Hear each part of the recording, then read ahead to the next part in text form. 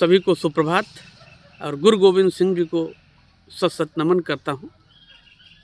गुरु गोविंद सिंह एक ऐसा नाम जो सिर्फ संत नहीं, एक महान योद्धा थे जिन्होंने अपने चार चार बेटों की कुर्बानी दी, शहादत दी। ऐसे संत और योद्धा को मैं नमन करता हूँ जिन्होंने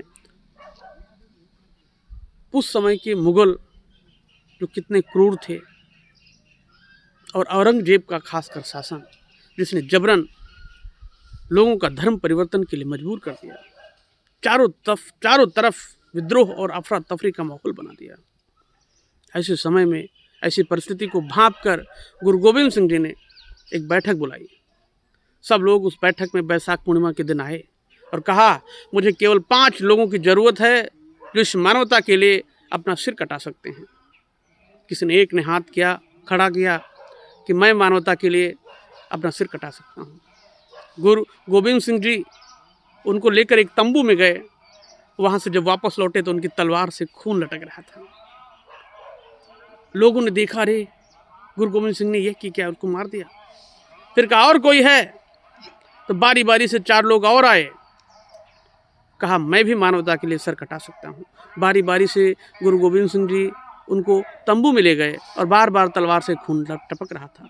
और अंततः उन 5 लोगों को केसरिया वस्त्र पहनाकर और पगड़ी पहनाकर लोगों के सामने लाए। उन्होंने उनको मारा नहीं था, बल्कि कितना दृढ़ और मजबूत अंदर से हैं वो और मानवता की सेवा के लिए तत्पर हैं, इसकी परीक्षा ले रहे थे।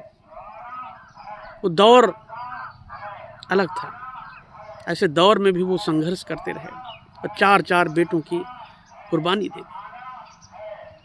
ऐसे थे हमारे गुरु गोविंद सिंह जी। उन्होंने जब वो 9 वर्ष के थे, कहते कि जब 9 वर्ष के थे तो उनके पिता गुरु तेग बहादुर का सिर आया था अंतिम संस्कार के लिए। सोचो, एक छोटा सा बच्चा 9 वर्ष का और पिता का केवल सिर अंतिम संस्कार के लिए, क्या बीता होगा उस पर, क्या गुजरा होगा उस पर।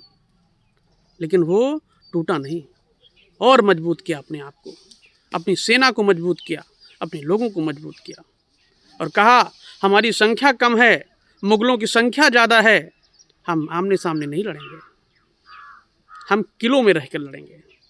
अपने सैनिकों की 6 टुकड़ी बनाई और 5 टुकड़ियों को 5 किलो में रख दिया और 1 टुकड़ी को रिजर्व रखा।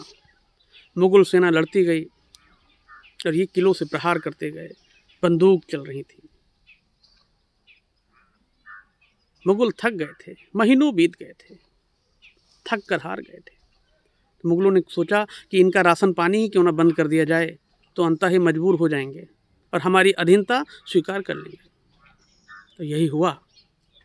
लेकिन फिर भी कहते हैं गुरु गोविंद सिंह जी के पास इतना राशन सामग्री थी कि महीनों तक वो युद्ध लड़ सकते थे और लड़े। अंततः जब वो ख़त्म होने लगा राशन, तो उनको लगा कि हम तो जाएंगे ही, हमारे साथ भी और लोग मर जाएंगे। इससे अच्छा है कि हम उनकी बात मान लें। लेकिन फिर भी उन्होंने कहा, मैं उनकी परीक्षा लेना चाहता हूँ। मुगलों द्वारा प्रस्ताव दिया गया कि आप सुरक्षित अपने लोगों को लेकर बाहर जा सकते हैं। लेकिन गुरु गोविंद सिंह जी को यकीन नहीं हुआ।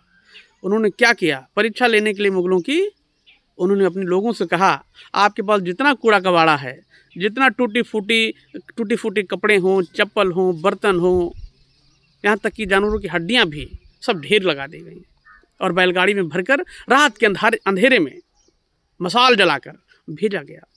जैसे ही वो बैलगाड़ियाँ मुगलों के पास पहुँची, मुगल सैनिकों के पास पहुँची, मुगल सैनिकों ने रात के अंधेरे में उन बैलगाड़ियों को लूट लिया और सुबह खोल कर देखा तो पता चला वो कूड़ा कबाड़ था। सोचिए कितना दिमाग था उनके पास, कितनी पहचान थी सामने वाले की। एक ऐसे योद्धा जिन्होंने हार नहीं मानी। और जब मुगल शासक औरंगजेब हार गए, हार मान ली कि अब इनको हरा नहीं सकते हम, तो उन्होंने प्रस्ताव भेजा संधि करने का। लेकिन जब जा रहे थे गुरु गोविंद सिंह जी उनसे मिलने, तो समाचार मिला कि औरंगजेब अब यहाँ से निपट कर नरक लोक पधार गए हैं। लेकिन औरंगजेब की मृत्यु के बाद भी ये सिलसिला थमा नहीं। उनका बड़ा बेटा मोहम्मद मुअज्जम और उनके दो बेटे आजम और कामबख्श के बीच में उत्तराधिकार को लेकर युद्ध चल रहा था।